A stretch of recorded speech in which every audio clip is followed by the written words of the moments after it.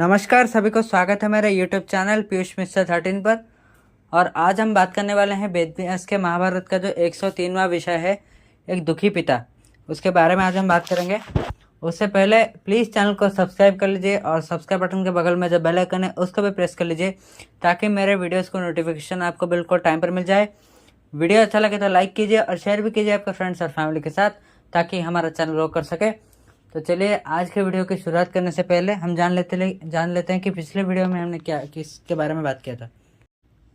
तो पिछले वीडियो में हमने बात की थी कि किस प्रकार अभिमन्यु चक्रव्यूह को तोड़कर अंदर चले गए थे, पर पांडव सेना में जो बाकी योद्धा थे वो नहीं घुस पाए थे, जिसके कारण बहुत ही बुरी तरह से अभिमन्यु स्टोरी के एंड में आखिरकार वो मारे गए थे और सभी कौरव योद्धा ने एक साथ मिलकर अभिमन्यु का वध किया था। तो उसके बाद की स्टोरी हम आज शुरू करते हैं। युधिष्ठिर के दुख की सीमा न रही। उनके भाई और बाकी योद्धा दुखी मन से उन्हें घेरे हुए थे।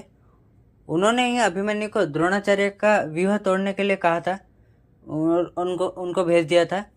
इसलिए वो खुद को अभिमन्यु के मृत्यु का जिम्मेदार मान रहे थे और ये सोचकर वो फूट फूट कर रो रहे थे।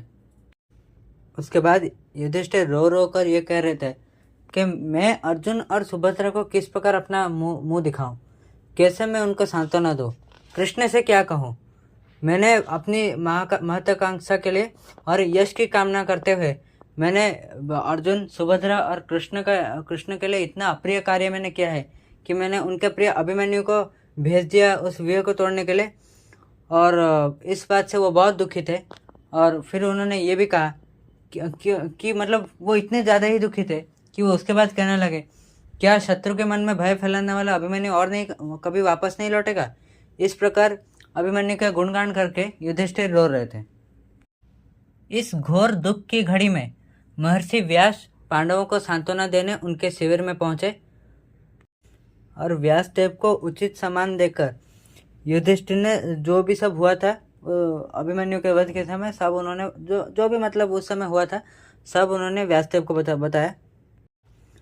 युधिष्ठिर ने व्यास से कहा, इतने अन्यायपूर्ण रूप से अभिमन्यु का जिस तरह से हत्या हुआ, ये सोचकर मेरा मन निरंतर दुख से भर जा रहा है और मेरे मन को शांति नहीं मिल पा रही है। व्यासदेव ने इसके पश्चात युधिष्ठिर को कहा कि युधिष्ठिर, तुम बुद्धिमान हो, विद्वान हो और संकट में तुम्हें अपना धैर्य खोना उचित नहीं है।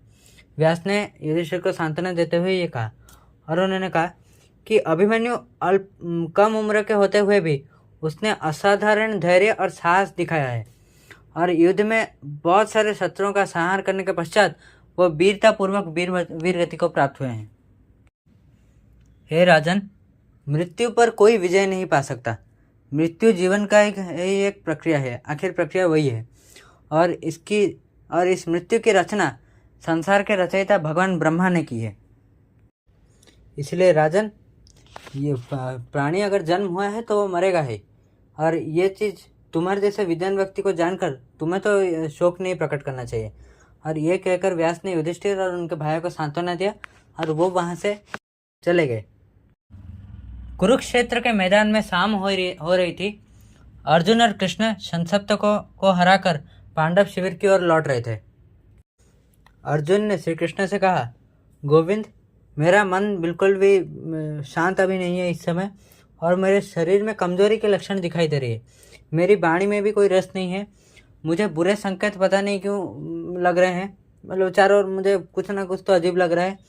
क्या युधिष्ठिर और मेरे सेनापतिगण सब सुरक्षित हैं? अर्जुन ने यह बात श्री कृष्ण से पूछा। तभी श्री कृष्ण ने कहा कि युधिष्ठिर और बाकी जितने भी लोग हैं सब सुरक्षित हैं।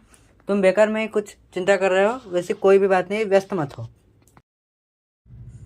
अब कुछ समय बाद अर्जुन अपना रथ लेकर श्री कृष्ण के साथ पांडवों के शिविर में पहुंच गए। शिविर में योद्धाओं को जिस हालत में अर्जुन ने देखा उससे उसके मन में जो भय था वो और भी बढ़ गया। जो भय था, जो शंका थी उसके मन में, वो और भी बढ़ गई। हर दिन युद्ध से लौटते ही अभिमन्यु अर्जुन को लेने आ जाते थे पांडव शिविर में, पर उस शाम उसे वह शालीन मुस्कान और मुस्कुराता हुआ चेहरा दिखाई नहीं दे रहा था। तभी अर्जुन ने कहा, मेरा अभिमन्यु कहाँ गया? तो क्या मेरे मन में जो भय था वो सत्य था ये वो रो कर कह रहे थे। और उन्होंने उसके बाद ये कहा कि द्रोण का व्यूह तोड़ने की शक्ति किसी में नहीं थी। मैंने उसे ये सिखाया था, यदि वो व्यूह तोड़ भी देता तो वो वापस नहीं लौटता, क्योंकि उसको सिर्फ अंदर जाने की शिक्षा मिली थी, पर वो बाहर आना नहीं जानता था। लेकिन पांडवों के शिविर में रहते हुए जब इतने सारे वीर थे, तो अभिमन्यु को किसने जानबूझकर मृत्यु के कगार पर धकेल दिया। मैं उस मुस्कुराते हुए चेहरे को देखे बिना नहीं रह सकता। अब सुभद्रा को सांत्वना देने के लिए मैं क्या कहूँ। युधिष्ठिर और बाकी जितने भी पांडव थे वो शोक से उनका वो सब नीचे कर मुंह करके वो सब बैठे हुए थे, और अर्जुन की ओर कोई भी देख नहीं पा रहा था। केवल कृष्ण ने अपने दुखी मित्र का हाथ पकड़ा और कहा, हे पार्थ, शोक मत करो।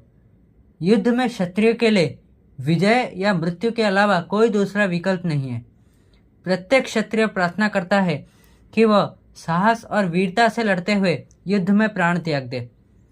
अभिमन्यु एक बालक होते हुए भी उसने युद्ध में शक्तिशाली योद्धाओं को मार डाला और क्षत्रिय की तरह वह मृत्यु को प्राप्त हुआ। यदि तुम, जो कि भरत वंश का सर्वश्रेष्ठ योद्धा होकर इतना दुखी है, तो वो दूसरों को क्या सांत्वना देगा।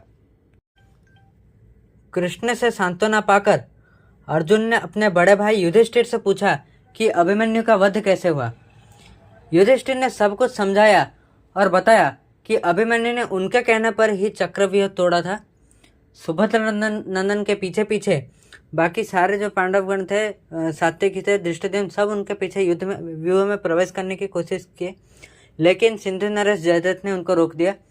फिर अन्याय के तरीके से सब जितने भी कौरव के योद्धा थे उन्होंने अभिमन्यु का वध कर दिया।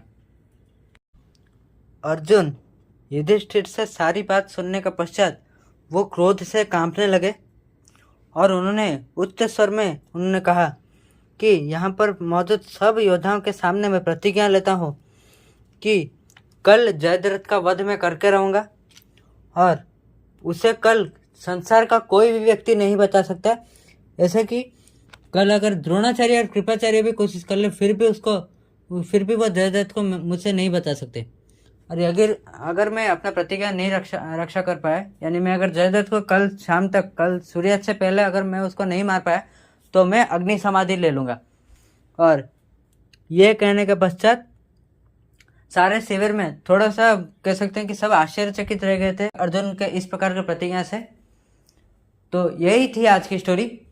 आशा करता हूँ आपको वीडियो अच्छा लगा, और वीडियो को आखिरी तक देखने के लिए बहुत बहुत धन्यवाद। और प्लीज़ चैनल को सब्सक्राइब करके जाइएगा, और प्लीज़ कमेंट्स में बताइएगा आपको वीडियो कैसा लगा, और वीडियो को भी लाइक करके जाइएगा और शेयर भी कीजिए आपके फ्रेंड्स और फैमिली के साथ। तो चलिए मिलते हैं नेक्स्ट एपिसोड में। नमस्कार।